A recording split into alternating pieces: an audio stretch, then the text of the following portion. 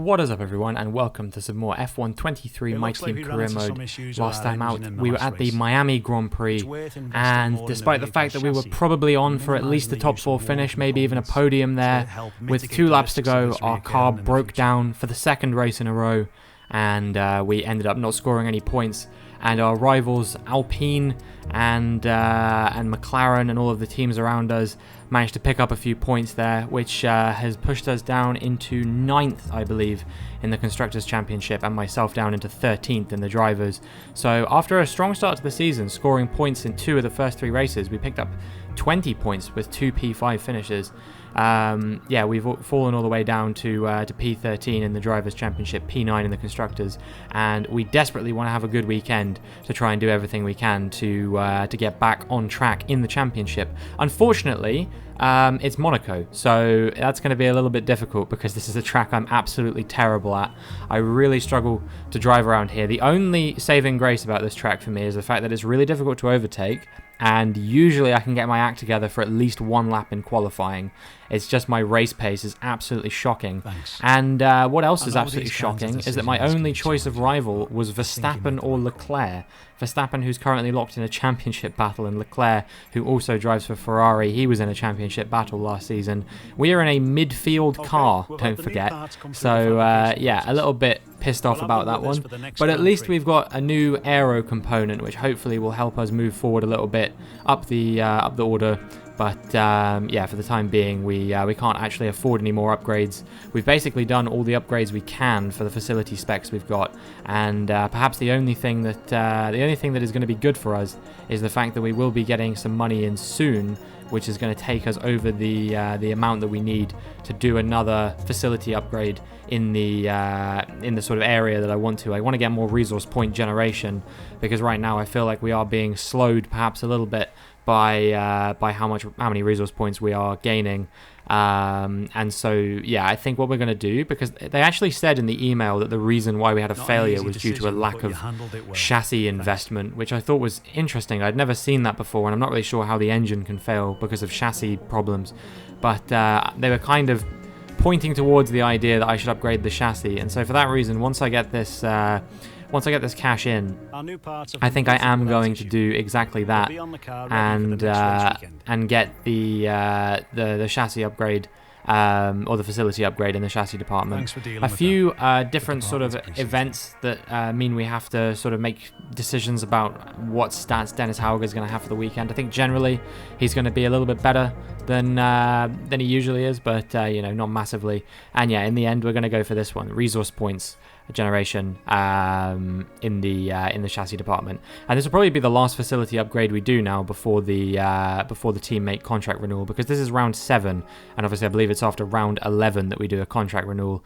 At this point we do get quite a lot of cash coming in, so it's not too big of a deal. If we spend quite a bit of money, we should still be able to renew Dennis HAUGER's contract at the halfway point of the season. I think you know, the way things are going, I'm pretty happy with how he's been so far. You know, he's been putting in some decent performances. He even scored a point.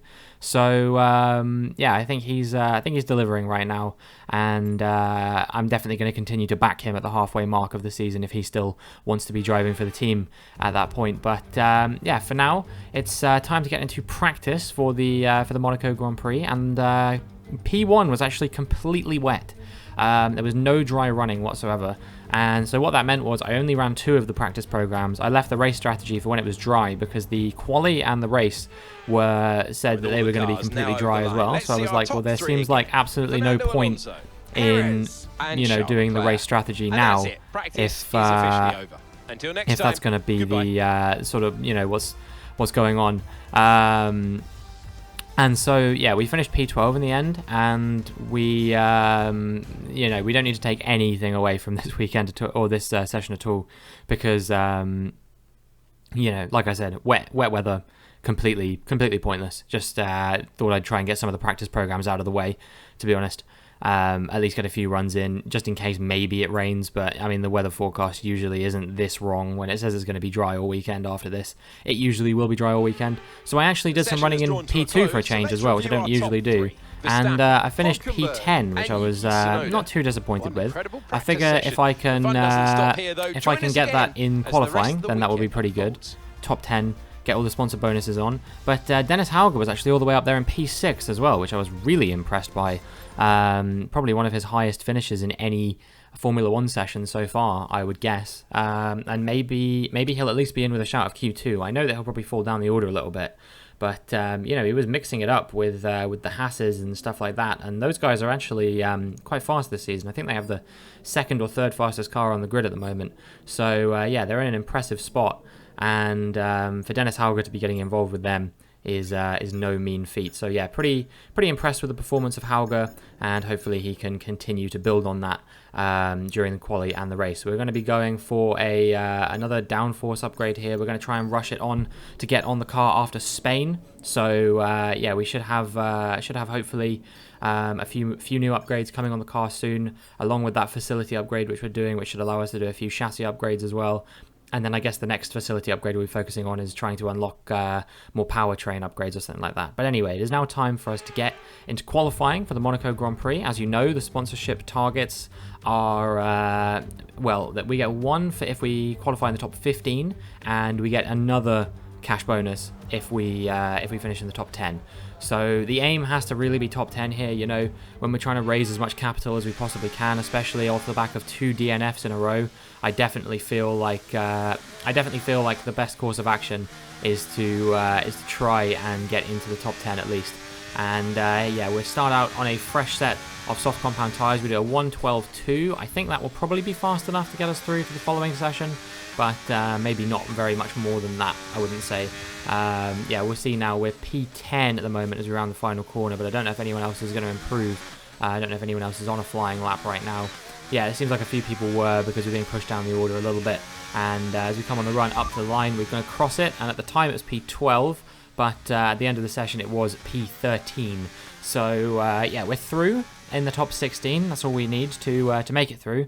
But yeah, we do need to find a bit more improvement on that if we want to have any chance of making it through to Q3. Hauger out once again in P19. Disappointing, but you know, not a terrible result. And he joins Stroll, Joe, Fittipaldi, Sargent, and De Vries in the drop zone. So yeah, I'm not too disappointed with P19 for him. As long as he's off the back row at the moment, that's basically all I can ask for. I know that he's not going to be working miracles in a car that really isn't that good, but yeah, hopefully we can get some more sort of Q2 appearances at least. I do a really scruffy first lap this time out on another fresh set of soft compound tyres. There's a 1:13.1. Really just didn't look comfortable this time for whatever reason. And yeah, we end up going out on another set of fresh softs as a result. So we've used 3 sets now. And yeah, we fortunately managed to get a bit of improvement on this. But the fastest times were down into the low 1:11s now, so I don't know, even if we do get improvement here, will it be enough to see us through? As we round the final corner, we do get a bit more improvement there. It is going to be a 1:11.9. We just creep into the 1:11s, and that is good enough for P9. So we do make our way through into Q3 just about. We've met the sponsorship targets, which is good, and now we can just get into Q3 and have a little bit of fun, hopefully. A few surprises here, you know, both Hasses through, although that's not really a surprise with the level of performance that they've been showing, but Albon getting through is certainly a surprise. Impressive performance from him in P8, and we say goodbye to Sainz, Piastri, Ocon, Tsunoda, Bottas, and Gasly.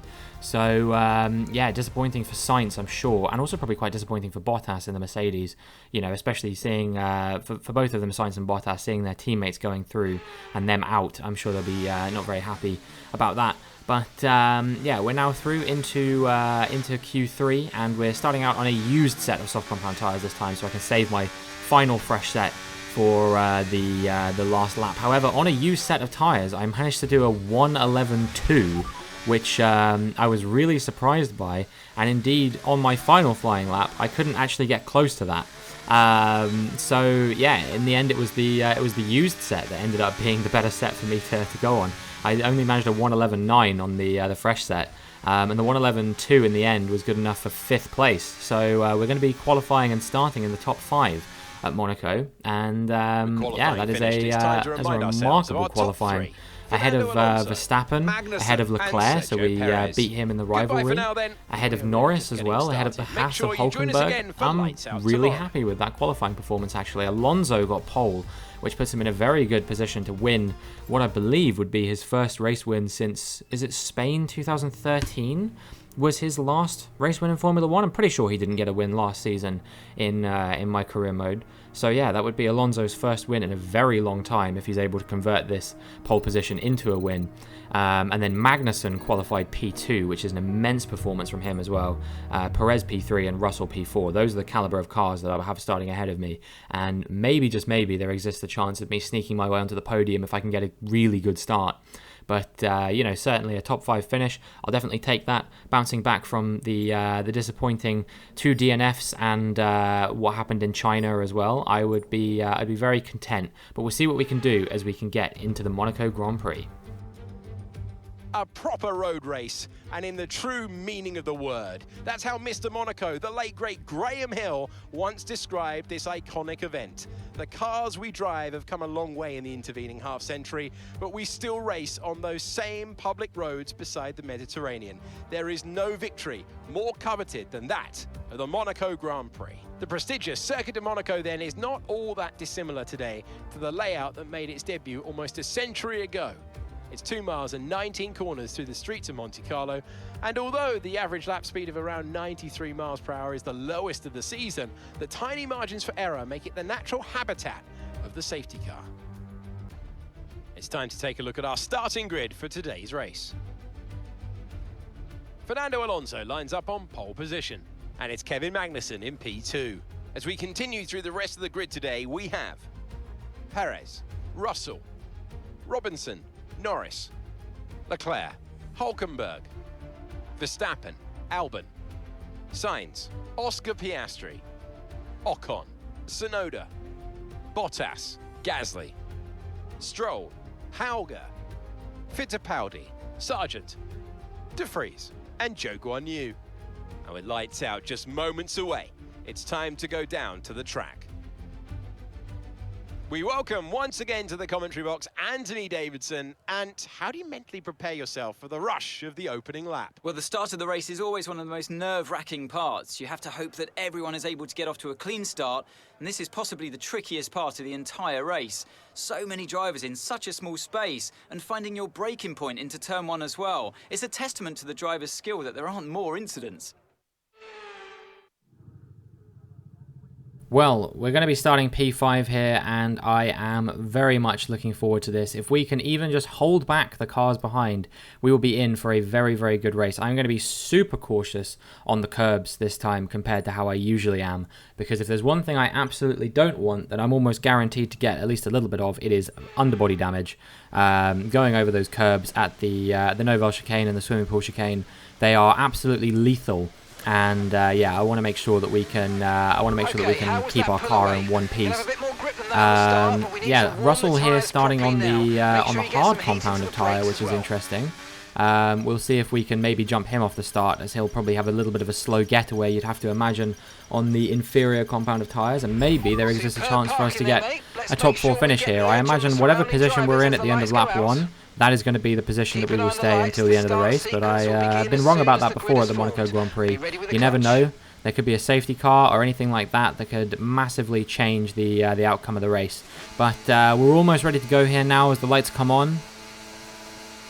And the lights go out, and we've had a very good start compared to Russell, as I was almost certain we were going to do with him on those hard compound tyres, and we're challenging Magnussen and Perez into turn 1. However, I go a little bit deep, and that actually allows Russell to creep his way back through, and we're coming under pressure from Lando Norris now, and if I'm not careful, we're actually going to lose positions off the start, which is not what I wanted whatsoever. So already myself and Russell swapping places a couple times, and yeah, as we now come on the run down towards the Fairmont hairpin, we're going to be going wheel to wheel here, and I don't know who's going to win out on this one. I go deep into the hairpin once again, and actually what that allows me to do is stay ahead of Russell on the outside line. He didn't want to challenge up the inside, and that allows us to make our way into P4 once again, and we are up and looking very good in this Monaco Grand Prix right now. So yeah, hopefully we can stay in this P4 for the remainder of the race. I imagine that it will be quite difficult for him to overtake, but I think maybe on the second stint there will well, I say hopefully not. exist a chance for him to overtake me when he's on the superior compound of tyres. I imagine he's doing hard medium, we're doing medium hard, of course. So you know, it's an interesting strategy from Russell, but I suppose it makes sense if actually I don't know what, I don't really think it does make sense, right? Because surely he would just get undercut at the end of his stint, you know, unless he's got really good pace on those hards. I just don't see a world in which he doesn't get massively undercut. But anyway, as we move now through onto lap 7, you can see that I've kept the gap pretty consistent to Russell behind. He's still sort of within a second or so, but he's not putting pressure on me or anything like that. You know, we're pretty much holding our own. The cars in front are breaking away, and that's fine, because I didn't really expect that I'd be able to stay with the cars in front. Alonso is comfortably leading the race at the moment, and you know, we're just kind of chilling, just kind of cruising, and just kind of hoping to bring this one home. You know, that's all I can hope for. Obviously, Monaco in F1 22, I had a couple of victories there, and now we're on board with this is Verstappen, I believe, who is retiring from the Grand Prix. So yeah, Super Max, who is in championship fight with his teammate Sergio Perez. Perez leading at the moment, will be extending his lead, provided that Perez can finish the race. He's currently running in P3. There's another 15 points he'll extend over Verstappen, and yeah, disappointment for the two-time world champion, as he would be. Yeah, he still hasn't won another one. It was Russell, of course, who won it last season, and he's now the driver who is desperately trying to find his way through me to try and mark out his credentials in this championship fight. He's having an absolute stinker of a season so far as Russell, just way down on where he'd like to be. But yeah, as we move on to lap 15 now, you can see that he's just not really getting even close to me at the moment. Lap 19, and we're looking at Esteban Ocon. Esteban Ocon had actually already pitted, and he was in a position to maybe undercut me. I was keeping a real eye on the gap between me and him, because I was really worried I was in danger of getting undercut. And fortunately, he did me a massive favour and retired from the Grand Prix, which meant that I didn't actually have to worry about that at all, which was really nice. And it meant that we're definitely going to be coming out probably in P5 or P4 rather, once again, once the pit stop phase has happened. But yeah, we come into the pits. We are going to be putting on the hard compound tyres. No pit stop error this time. It means that we will be staying where we were beforehand, and yeah, hopefully we can stay in net P4 for the remainder of the race. We'll have to see where everyone comes out post pit stop. I managed to stay ahead of Fittipaldi here as I came out of the pits, which is great, because actually Norris managed to get stuck behind him, which means I'm not going to be coming under pressure from Norris now. Yeah, we've got a bit of an air gap in front of us to Stroll and Tsunoda. We will probably be closing them down a little bit because they're still on old mediums, but I imagine they will be boxing pretty soon. Indeed, they box on that very next lap, which means that yeah, we are through, and we almost hit Russell as he exited the pits there. That was pretty close, but we are up into P4 once again, as the rest of the cars have pitted. And as we move on to lap 26 now, it's just going to be a case of bringing it home. Obviously, Russell will be quite fast on those medium compound tyres. You'd have to say, probably be quite concerning. But yeah, we are, you know, just going to try and do everything we can to bring it home. Use as much battery as we need to. I don't think it's going to be a concern. We seem to be recharging it pretty nicely. If anything, I'm probably underutilising it for the amount we can get away with. But you know, I just thought, you know, it'd be nice and safe. Let's not really worry about this too much, and you know, everything will probably work out fine. We move now on to lap 33. This is going to be once we cross the line, and you can see that Russell actually is kind of close this time. You know, he's within 4/10 of me as we come on the run up the hill. That does close down to only a tenth or two, but you know, I was never really worried. I didn't think he was going to find a way through or anything like that. So yeah, this has just been a very comfortable race for us. I think I've got minor floor damage. I'm not quite sure, but it looks like it's slightly paler green than like perfect condition. But it's not really hampering me at all in this race.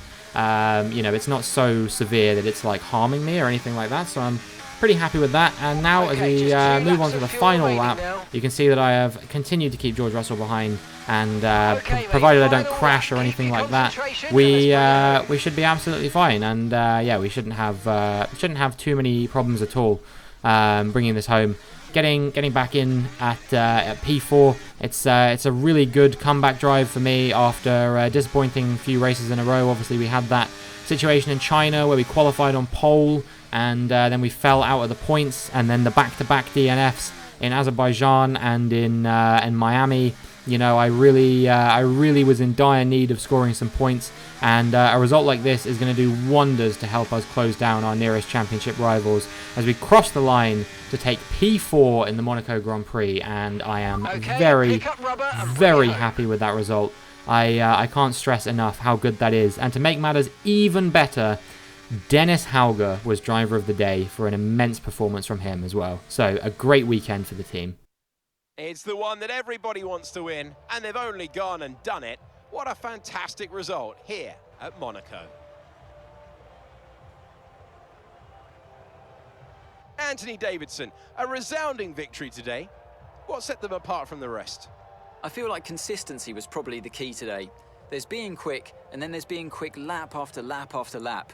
If you can do that, you can capitalise on other people's errors without making many of your own. And that's an approach that can push you a long way up the field.